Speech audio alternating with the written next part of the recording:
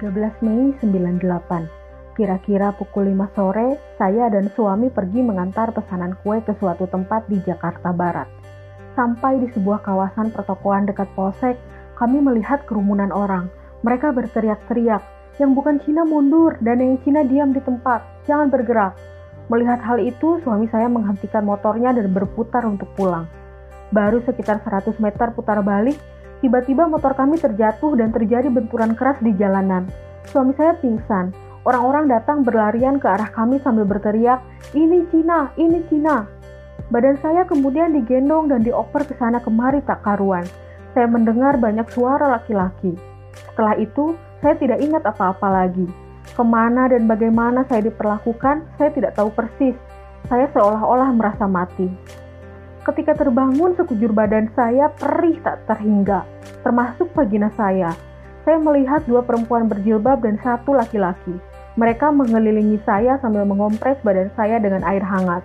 Kalau saya paksa berjalan, dari vagina saya keluar darah. Rasanya sakit sekali. Saya kembali tertidur seperti dalam sebuah terowongan waktu tanpa batas. Ketika terbangun untuk kedua kalinya, sayup-sayup saya mendengar orang mengaji. Melihat saya membuka mata, orang-orang ini lalu memberi saya minum dan makan. Setelah itu, saya diberi obat dan jamu. Saya tidak tahu berapa hari saya tinggal di rumah itu dan tidak tahu bagaimana nasib suami dan ketiga anak saya. Saya bilang, saya ingin pulang. Tapi laki-laki di rumah itu yang kemudian saya panggil Pak Haji melarang saya. Keadaan masih belum aman, katanya. Menurut cerita Pak Haji, saya ditemukan anaknya di sebuah empang di Jakarta Barat dalam keadaan tertelungkup dan telanjang. Saya sempat dibawa dan dirawat di klinik. Keluarga Pak Haji selalu bergantian untuk menunggu dan menjaga saya selama di klinik, bahkan ketika saya ke kamar mandi.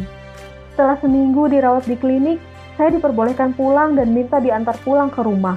Entah apa yang terjadi, saya sama sekali tidak ingat di mana rumah saya. Padahal saya lahir dan besar di Jakarta. Melihat kebingungan saya, Pak Haji akhirnya kembali membawa saya ke rumahnya. Setelah 2 minggu dari sore naas itu, akhirnya saya pulang ke rumah. Kedatangan saya disambut dengan tangisan oleh mama dan ketiga anak saya. Mereka terus menangis histeris, bahkan mama saya pingsan. Mereka mengira saya sudah mati. Foto saya ada di atas meja abu untuk leluhur yang sudah meninggal. Di atas meja itu juga tersedia sesaji untuk arwah saya. Peristiwa Mei merupakan pukulan berat bagi keluarga saya. Selain apa yang saya alami, rumah kami dijarah oleh massa tak dikenal. Papa saya meninggal seminggu setelah kejadian.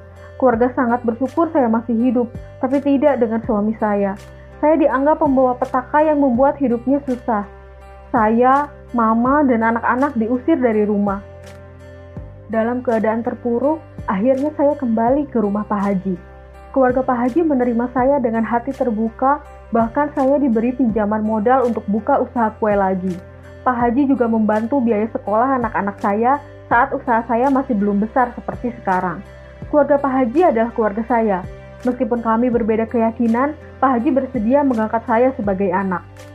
Sampai sekarang, saya tidak habis pikir, mengapa ada segelintir orang yang tega memperkosa orang Cina dan membakari rumah Cina. Mengapa ada orang yang tega menelanjangi dan memperkosa ramai-ramai orang Cina? Apakah hanya karena Cina patut diperlakukan begitu?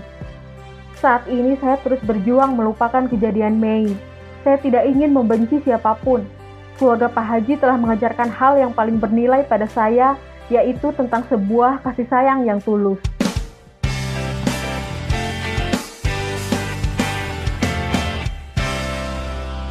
Kisah tersebut berjudul Terima Kasih Pak Haji. Adalah kisah seorang penyintas dari buku Disangkal Tragedi Mei 98 dan Perjalanan Bangsa yang diterbitkan oleh Komnas Perempuan. Happy Human, selamat datang di Ruang Tangga Perasa, apa rasamu terhadap rasaku. Podcast ini dipersembahkan oleh Komisi Nasional Hak Asasi Manusia. Apa kabar kamu semua? Semoga dimanapun kamu berada, kapanpun mendengarkan ini, semoga dalam keadaan baik dan sehat. Saat ini kita berada pada episode Bincang Rasa, khusus mengenang kekerasan terhadap perempuan pada pelanggaran HAM yang berat peristiwa Mei 1998.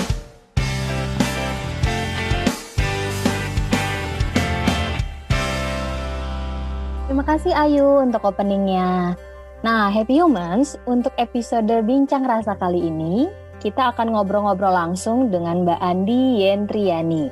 Beliau merupakan Ketua Komnas Perempuan saat ini. Halo Mbak Andi, apa kabar? Baik, sehat-sehat ya semuanya, Happy Humans.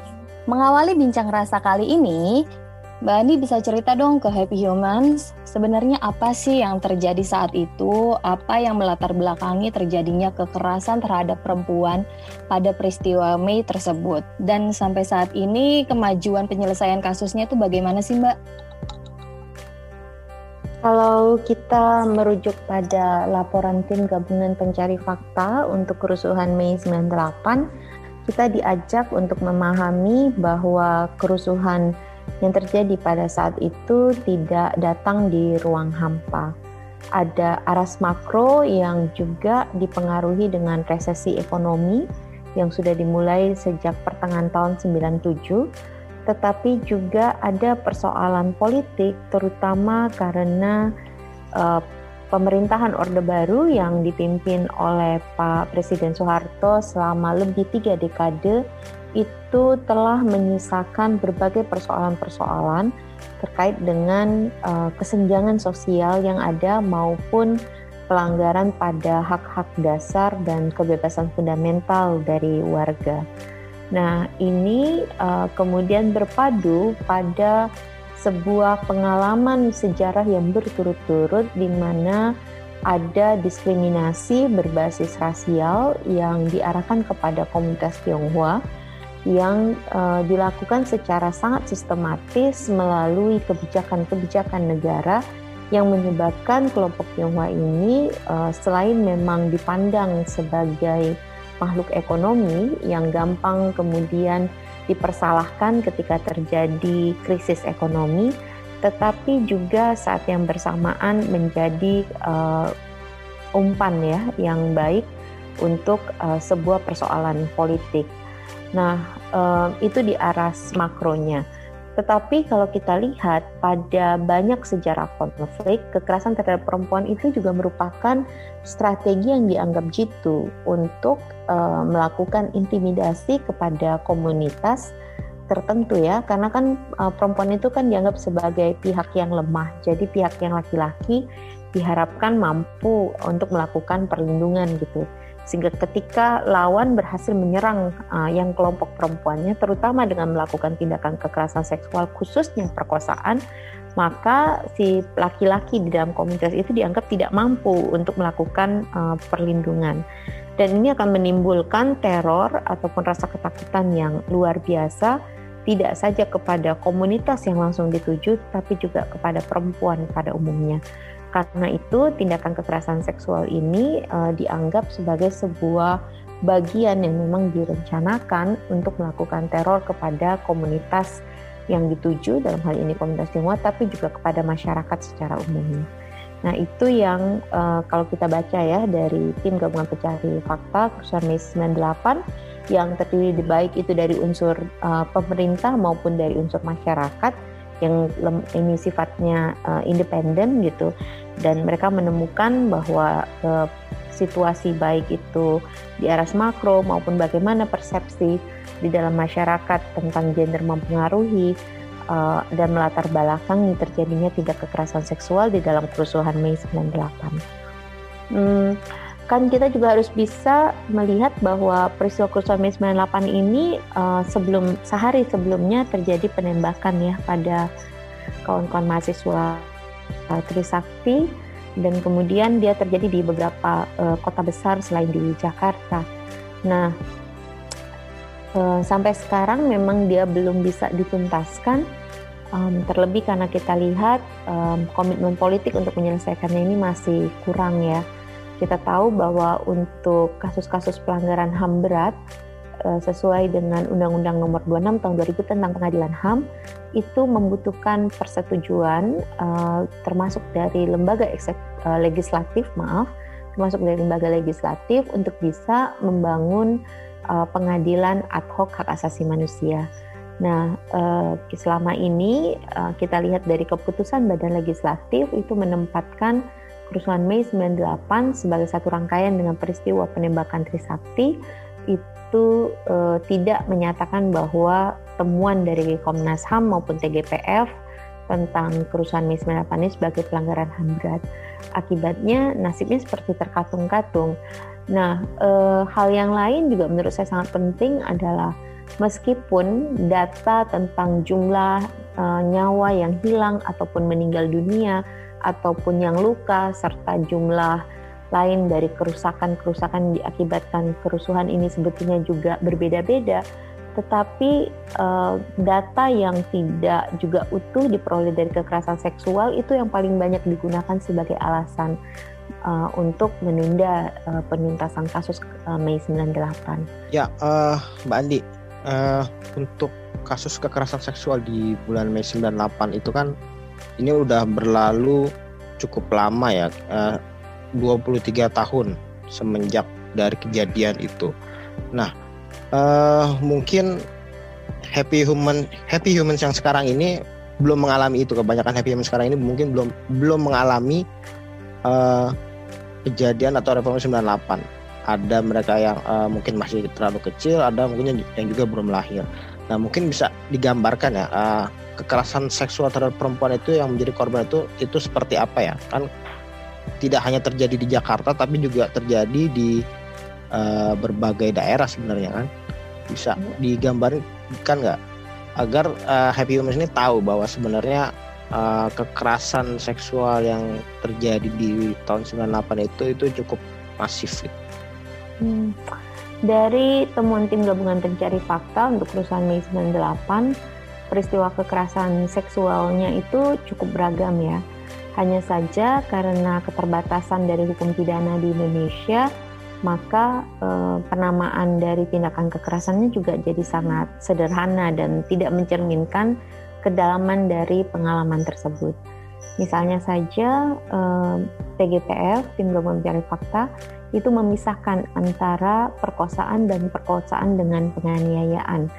Nah, kalau kita bandingkan dengan rumusan di dalam Statuta Roma misalnya, perkosaan itu kan bukan hanya penetrasi dari alat kelamin laki-laki ke alat kelamin perempuan, tetapi juga bisa dengan bentuk-bentuk pemaksaan aktivitas seksual lainnya, termasuk oral seks dan anal seks. Tetapi di dalam KUHP kita, dia hanya mengenal perkosaan itu ya hanya satu model tersebut. Akibatnya pemaksaan anal ataupun oral itu tidak bisa dimasukkan sebagai kategori perkosaan. Jadi kita melihat dari laporan tersebut, saya selalu mengacu kepada laporan tim gabungan pencari fakta ya, karena menurut kami di Komnas Perempuan ini adalah salah satu laporan yang paling otentik karena dilakukan sangat dekat pasca kerusuhan Mei 98 itu sendiri. Nah, tim gabungan pencari fakta juga menemukan bahwa ada tindakan-tindakan penganiayaan seksual lainnya dan juga intimidasi dalam bentuk ancaman perkosaan dan pelecehan seksual. Ini untuk perkosaan dan perkosaan dengan penganiayaan juga dilakukan itu tidak hanya oleh perseorangan tetapi oleh kelompok, dilakukan dalam waktu yang hampir berdekatan. Bahkan di dalam proses berkelompok itu ada juga yang sangat menunjukkan tanda-tanda direncanakan. Misalnya kelompok itu mereka ada yang membawa alat yang memang sengaja digunakan ya pada saat proses penganiayaan seperti kayu atau yang lainnya, ataupun triplex untuk menutupi tindakan kekerasan seksual itu pada saat kejadian. Hal-hal serupa ini sebenarnya mungkin secara detail nanti bisa juga dibaca oleh kawan-kawan Happy Humans ya, karena executive summary dari laporan tim gabungan pencari fakta ini ada. Komnas Perempuan sendiri karena memang lahir dari tragedi Mei 98, selain nanti bisa mengunduh satu publikasi yang berjudul Disangkal, Komnas Perempuan juga menerbitkan sebuah laporan setelah 10 tahun Mei 98 yang lebih memfokuskan pada kondisi perempuan korban dan pendamping perempuan korban kekerasan seksual setelah 10 tahun Mei 98. Jadi itu diterbitkan pada tahun 2008 dengan judul Meneguhkan Rasa Aman. Nah, beberapa gambaran mungkin yang lebih deskriptif ya tentang apa yang dialami oleh perempuan korban dapat dibaca di dalam publikasi tersebut. Nah, Mbak Andi, tadi kan Mbak Andi juga udah cerita kekerasan seksual itu beragam, terus apa kondisi mereka, keluarganya itu seperti apa? Mungkin Mbak Andi bisa cerita. Happy Humans sebetulnya kalau untuk kami di Komnas Perempuan, terutama ya untuk perempuan korban kekerasan seksual dan pendamping korban kekerasan seksual, kontak kami itu secara intensif terjadi pada tahun 2008 ketika sedang membuat laporan tentang bagaimana kondisi mereka setelah 10 tahun Mei 98. Nah, banyak di antara mereka itu yang berupaya untuk melupakan peristiwanya karena tadi selama perjalanan 10 tahun sekalipun ada beberapa perbaikan terkait dengan diskriminasi berbasis ras ya, kita ingat bahwa sudah ada undang-undang untuk penghapusan segala bentuk diskriminasi ras dan etnis, dan juga ada upaya lainnya misalnya lewat peraturan keputusan presiden tentang mencabut misalnya larangan untuk penggunaan karakter dan bahasa Mandarin ataupun juga untuk agama Konghucu misalnya. Tetapi bagaimana negara menyikapi secara general tentang peristiwa-peristiwa pelanggaran HAM, khususnya pelanggaran HAM berat yang terjadi dalam rentang Orde Baru maupun di dalam masa transisi Orde Baru, itu menimbulkan ketidakyakinan bahwa negara akan berpihak untuk keadilan dan pemulihan korban. Karena itu selain atas keputusan personal, banyak juga korban yang dari keputusan keluarganya kemudian diminta untuk bungkam. Jadi ada yang dipindahkan dari tempat tinggalnya sebelumnya, bahkan ada yang sampai dikirimkan ke luar negeri misalnya. Tetapi juga ada korban yang memang dia tidak bisa lagi bercerita karena gangguan kejiwaan yang dia alami akibat kekerasan tersebut, ataupun karena dalam 10 tahun itu dia telah berusaha payah untuk menyembunyikan apa yang dia alami sehingga tidak diketahui lagi oleh keluarga baru yang ia miliki. Jadi misalnya mungkin pada saat kejadian dia belum menikah, terus kemudian 10 tahun kemudian dia sudah menikah tapi tidak pernah menceritakan apa yang ia alami. Nah, selain dari sejarah dan sejarah penanganan ya kasus kekerasan rasial dan juga ketidakyakinan pada komitmen politik, hal yang juga menyebabkan banyak korban membungkam adalah faktor budaya, karena peristiwa kekerasan seksual yang dialami oleh seorang perempuan dalam beberapa budaya tertentu itu bukan saja dianggap sebagai aib bagi diri si perempuan tetapi juga bagi keluarganya, karena itu seolah menjadi penanda bahwa bisa jadi keluarga sebelumnya pernah melakukan tindakan yang tidak baik gitu misalnya ya, sehingga itu kayak pada satu titik konsepnya hampir mirip dengan karma gitu ya bagi keluarganya gitu, sehingga banyak juga yang berdasarkan pengaruh dari budaya tersebut beranggapan bahwa sebaiknya mereka menutupi apa yang terjadi.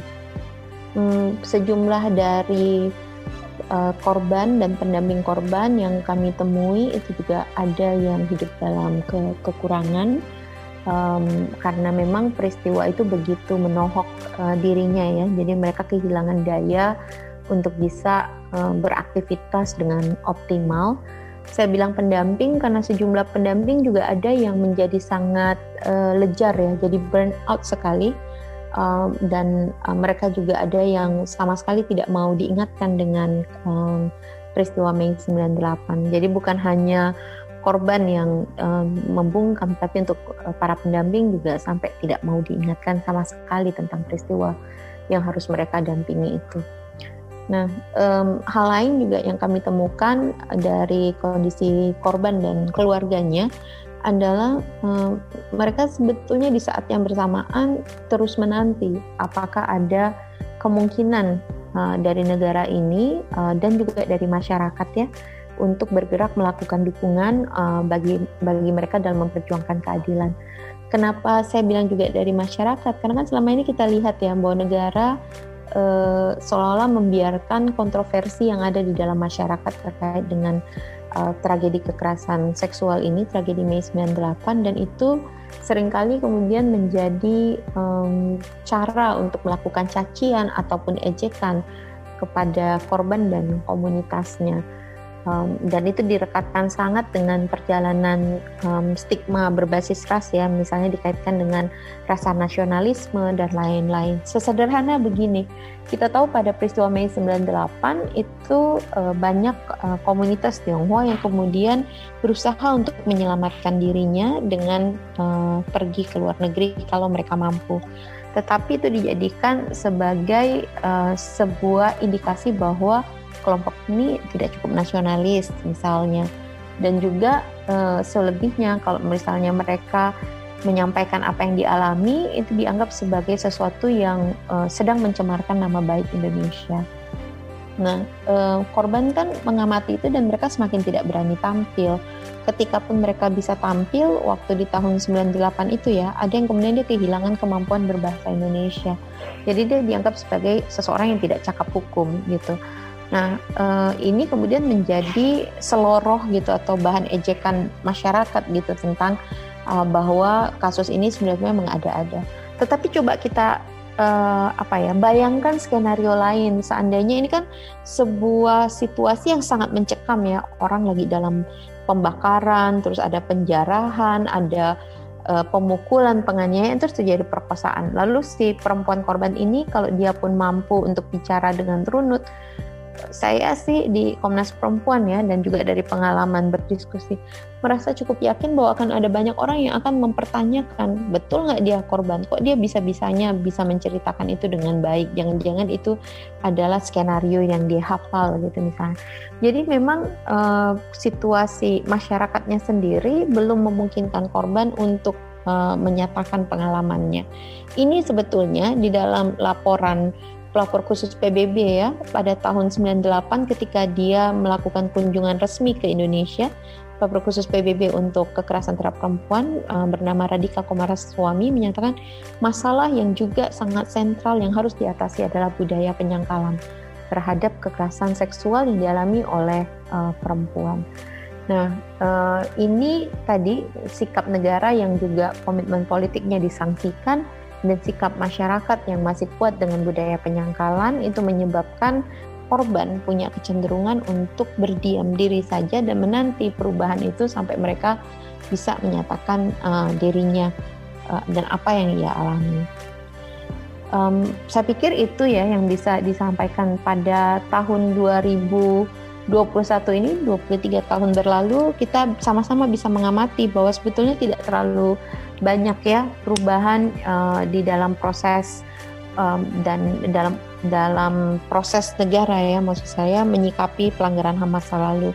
Tidak terlalu banyak progres ataupun kemajuan yang berarti, dan bahkan yang lebih menarik misalnya dalam pemilu 2014 dan 2019 kita bisa lihat bagaimana politik identitas itu masih sangat gampang gitu digunakan. Kalau teman-teman Happy Humans ingat kan di tahun 2014 itu bahkan salah satu campaign ya, campaign kebencian yang disebarkan pada salah satu kandidat presiden itu kayak menggunakan kayak model obituary gitu, kalau dia telah meninggal dunia, kayak pengumuman dia telah meninggal dunia dan dinyatakan sebagai anak keturunan Tionghoa. Tentunya tidak akan pernah kita melihat model campaign kebencian serupa dengan menggunakan ras yang berbeda.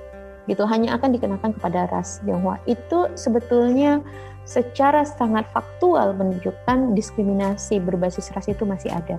Kebencian berbasis ras itu juga masih ada. Bahwa perspektif ataupun persepsi rasisme itu masih tetap hidup di dalam masyarakat Indonesia. Dia tidak dapat dipungkiri sekalipun secara de jure atau secara hukum, upaya-upaya untuk mengentaskan rasisme itu telah dilakukan. Dan ini semua itu terus dicermati oleh korban dan komunitasnya, dan akan terus mempengaruhi kondisi, bukan saja kondisi psikologi dari korban dan keluarganya dan komunitasnya, tetapi juga dalam bagaimana mereka menyikapi situasi-situasi itu untuk upayanya memperoleh keadilan dan pemulihan. Ya, makasih Mbak Andi untuk penjelasannya. Tapi tadi Mbak Andi bilang bahwa negara belum pernah menyelesaikan kasus kekerasan seksual ini ya, secara umum kasus tragedi Mei. Nah, tapi apakah ada pemenuhan dan pemulihan untuk hak korban ya? Misalnya karena kan kalau kita lihat memang untuk penyelesaiannya hanya satu ya, lewat pengadilan HAM. Tapi di luar proses hukum itu apakah ada bentuk pemenuhan dan pemulihan untuk hak korban dari negara misalnya? Memang kalau kita lihat ya juga ada undang-undangnya maupun peraturan presidennya ya, dan peraturan pemerintah dan peraturan presiden tentang ini. Karena undang-undang perlindungan saksi dan korban yang melahirkan Lembaga Perlindungan Saksi dan Korban merupakan salah satu buah dari upaya untuk mendesakkan pertanggungjawaban pada pelanggaran HAM masa lalu. Tetapi memang kalau kita lihat dari penyelenggaraan baik itu kompensasi, restitusi maupun rehabilitasi belum ada yang menyasar pada peristiwa tragedi Mei 98. Kemacetan di dalam penyikapan negara untuk memberikan bantuan pemulihan kepada korban itu juga tampak dari terseok-seoknya upaya untuk mengeluarkan undang-undang yang spesifik tentang penghapusan kekerasan seksual. Padahal kalau kita lihat dari rekomendasi-rekomendasi yang ada, tadi saya cerita di awal bahwa sejumlah peristiwa yang dialami oleh perempuan di dalam tragedi Mei 98 itu tidak dapat diartikulasikan dengan baik karena keterbatasan hukum pidana kita dan hukum acara pidana kita.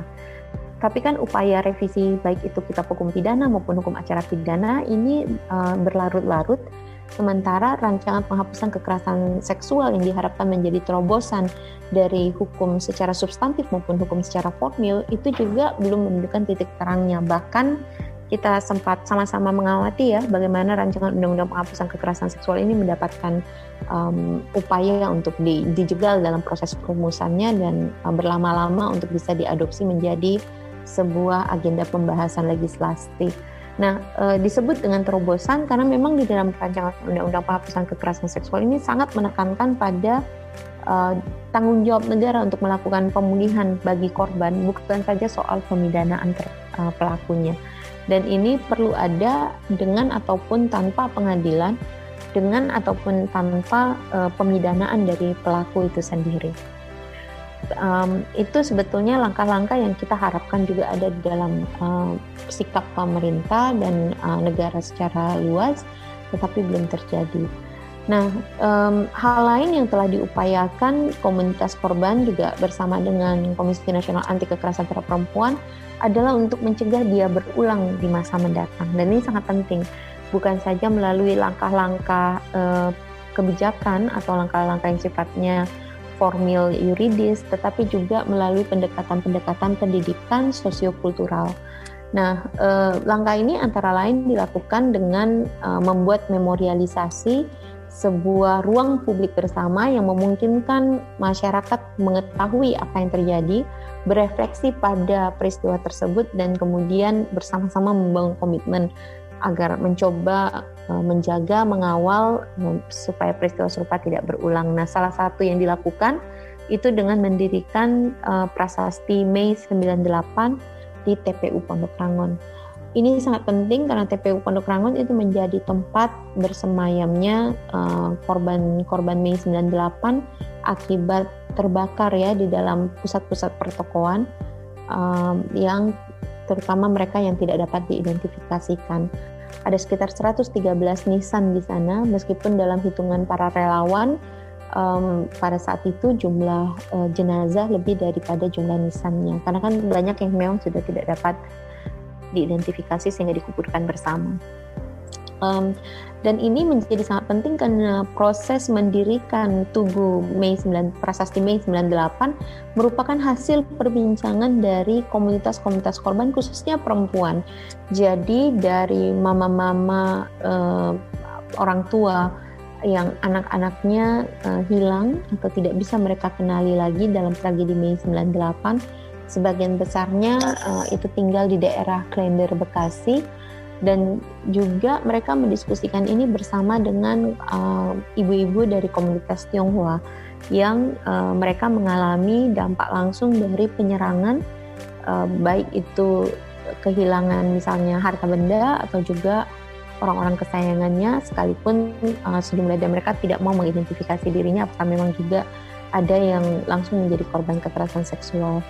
Nah, di dalam diskusi untuk mendirikan Prasasti Mei 98 ini, yang buat kami di Komnas Perempuan sebagai pihak yang memfasilitasi itu juga sangat berkesan ya, karena ada proses di mana kedua belah pihak ini kemudian sama-sama memahami apa yang menjadi faktor pemicu dan juga akar dari masalah kerusuhan Mei 98. Sehingga ketika dari kalender itu meminta agar tidak lagi membuat stigma bahwa anak-anak mereka yang hilang ataupun mati terbakar di pertokoan adalah bagian dari penjara, itu dengan lapang hati gitu ya, dan juga tangan terbuka diterima gitu oleh komunitas ibu-ibu Tionghoa gitu, karena mereka sama-sama memahami bahwa mereka semua adalah korban dan kita semua bisa punya kontribusi untuk membantu pemulihan korban itu, termasuk juga dalam proses pencarian simbol dari prasastinya. Jadi yang saya ingin bilang adalah bahwa di dalam proses membangun memorialisasi ini, selain mengajak keterlibatan masyarakat, juga bisa menjadi ruang pemulihan bagi komunitas korbannya. Nah, prasasti ini baru bisa berdiri karena juga ada dukungan dari pemerintah daerah. Karena kan TPU Pondok Rangon itu di bawah koordinasi Pemda DKI ya. Hanya dengan dukungan Pemda DKI saja baru Tugu ini bisa berdiri. Begitu juga dengan signage ataupun apa itu namanya, rambu lalu lintas itu loh, yang menunjukkan bahwa ya memang betul ini adalah tempat makam massal dari korban Mei 98, dan penunjuk arahnya bisa teman-teman lihat nanti. Nah, Komnas Perempuan juga mengembangkan yang kami sebut dengan Napak Reformasi. Ini mengajak lebih banyak lagi kawan-kawan muda, guru-guru sejarah untuk terlibat di dalam upaya untuk melawan lupa, dengan tujuan untuk mencegah agar dia tidak berulang dan juga terus mendukung upaya pemulihan korban. Napak Reformasi ini sebetulnya dilakukan dengan cara seperti tur wisata sejarah gitu. Jadi mengunjungi situs-situs yang penting dalam proses reformasi, tapi juga menjelaskan akar masalah dan peristiwa-peristiwa penting lainnya. Ini kemudian kami sampaikan kepada pemerintah daerah DKI agar diadopsi menjadi situs bersejarah, dan juga Napak Reformasi ini menjadi bagian dari wisata sejarah yang dikembangkan oleh pemerintah DKI, serta menggunakan metode ini untuk dimasukkan ke dalam kurikulum pendidikan sejarah, khususnya bagi anak SMA ya, karena di kelas 2 itu ada kelas 2 SMA itu, jadi kelas berapa ya itu kalau bahasa sekarang. Jadi pada kelas 2 SMA itu ada pelajaran PKN yang juga menjelaskan tentang apa itu reformasi. Sehingga reformasi ini tidak saja sekedar peristiwa politik, tetapi menjadi sebuah proses yang dipahami sebagai pergelutan berbangsa dan bernegara, yang juga ditopang dengan kehadiran dari korban-korban yang terus memperjuangkan sebetulnya ataupun saat yang bersamaan menanti kesempatan untuk mendapatkan pemulihan ini bisa dipahami dari generasi ke generasi. Yang kami perhatikan ternyata inovasi ini dan juga inisiatif yang bergulir untuk memorialisasi ini kemudian menjadi inspirasi di beberapa tempat, termasuk di Poso maupun di Ambon, yang kita tahu merupakan lokasi konflik gitu ya. Begitu juga dengan daerah Palu. Dan ini menjadi sebuah metode belajar. Napak Reformasi ini ataupun kunjungan wisata ke situs-situs ini menjadi sebuah metodologi belajar yang setelah 13 tahun kemudian makin banyak itu daerah yang menggunakannya. Dan sebagian dari upaya ini juga didukung oleh pemerintah daerahnya. Secara khusus Komnas Perempuan menyerahkan rekomendasi untuk agenda memorialisasi maupun upaya-upaya lain untuk pemulihan dan juga menguatkan akses keadilan bagi korban dari pelanggaran HAM masa lalu kepada Presiden Republik Indonesia di 2 periode yang berbeda, yaitu pada tahun 2009 dan 2014, di mana kedua presiden sama-sama menyambut gitu ya ide ini, tetapi memang pelaksanaan rekomendasinya belum kita lihat ya, karena saat ini kalau kita lihat dari misalnya kurikulum sejarah nasional kan dan juga misalnya pelajaran-pelajaran yang terkait dengan peristiwa-peristiwa reformasi itu tidak utuh gitu mengadopsi narasi tentang korban gitu, sehingga bisa menjadi sebuah pengingat di dalam perjalanan bangsa. Ya, makasih banyak Mbak Andi, penjelasannya sangat detail, sangat jelas, dan semoga Happy Human bisa ngerti semua apa yang dijelasin sama Mbak Andi. Terus Mbak Andi juga sempat ngebahas tentang napak reformasi tragedis Mei 98. Ini juga tadi aku sempat lihat di websitenya Komnas Perempuan, itu juga bisa diunduh ya Mbak Andi ya. Jadi Happy Humans bisa baca juga tentang napak tragedi Mei 98. Nah, ini bisa langsung diunduh di www.komnasperempuan.go.id.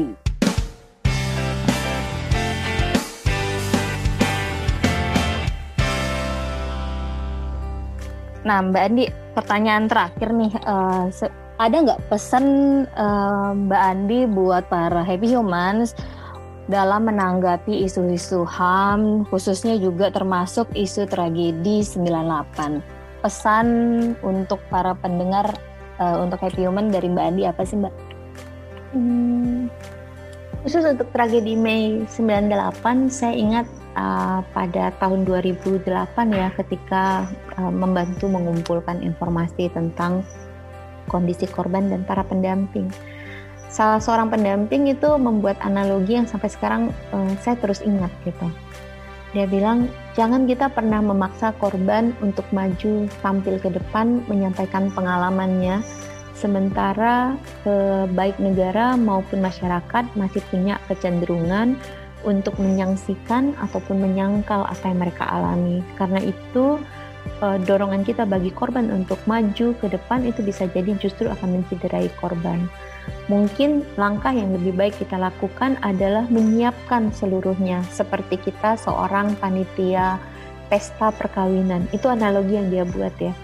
Dia bilang kita harus siapkan nih seluruhnya, mau kayak sewa gedungnya, makanannya dan lain-lain gitu. Jadi ketika itu semua sudah siap, maka adalah hak dari korban apakah dia mau masuk atau tidak masuk gitu ke dalam ruang yang telah disiapkan dengan jaminan rasa aman yang cukup, yang membuat dia merasa assured gitu, yakin bahwa kalau dia menggunakan kesempatan itu bukan saja dia bisa membongkar segenap kesulitan-kesulitan yang ia alami, yang ia pendam selama ini untuk proses penyembuhan dirinya, tetapi juga untuk proses penyembuhan bangsa Indonesia secara keseluruhan gitu. Karena apa yang terjadi pada peristiwa tragedi Mei 98 merupakan juga luka yang mendalam bagi rasa kemanusiaan seluruh bangsa Indonesia. Nah, berangkat dari pesan itu, saya pikir saya ingin mengajak kawan-kawan Happy Humans untuk sama-sama kita belajar mendengarkan suara korban tanpa memaksa korban untuk menceritakan sendiri, tetapi kita banyak belajar dari dokumentasi-dokumentasi yang sudah ada, dan kemudian sama-sama mari kita bayangkan apa yang kita bisa lakukan yang bisa berkontribusi untuk menyiapkan kondisi-kondisi yang meneguhkan rasa aman korban untuk dia bisa mendapatkan keadilan dan pemulihan itu. Dan langkah-langkahnya bisa jadi sangat sederhana, kawan-kawan, apalagi kawan-kawan Happy Humans kan pasti juga sangat kreatif ya. Sekarang kita punya banyak media sosial, media-media lain ya, ruang-ruang sosial budaya yang juga sebetulnya belum tereksplorasi dengan optimal.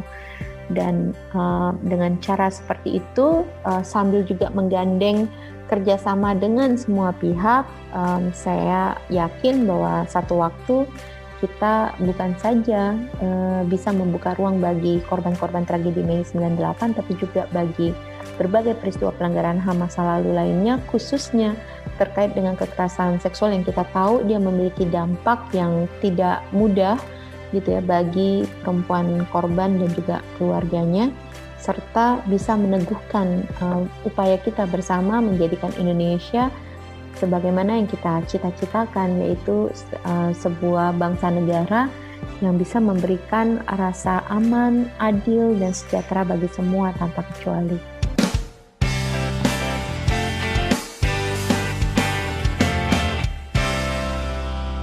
terima kasih Mbak Andi untuk bincang-bincang di Tangga Prasa kita ini. Semoga apa yang tadi dipaparkan oleh Mbak Andi mendapatkan manfaat ya untuk teman-teman Happy Human, agar peristiwa-peristiwa di masa lalu, pelanggaran-pelanggaran HAM di masa lalu itu tidak kembali terulang.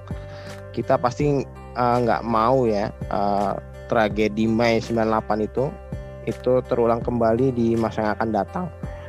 Ya, untuk feedback dan masukan, Happy Human bisa mengirimkan di ruangtanggaprasa.id atau bisa dikirimkan melalui email di tanggaprasa@komnasham.go.id. Kita juga mempunyai Instagram @komnasham, kemudian juga ada Twitter @komnasham dan FB @komnasham, kemudian juga ada channel @komnasham. Nah, Happy Humans, kalau kalian juga punya karya, khususnya karya yang terkait hak asasi manusia, mau itu lagu, mau itu video, cerpen, puisi, foto, narasi, bisa juga dikirimin ke email kita ke tanggaprasa@komnasham.go.id. Nanti karya-karya tersebut akan kita kurasi dan akan ditampilkan di websitenya tanggaprasa.id. Oke, semuanya Happy Human, sampai jumpa di Rabu depan pukul 16.00 waktu Indonesia bagian Barat di episode Ruang Tangga Prasa berikutnya. Bye-bye!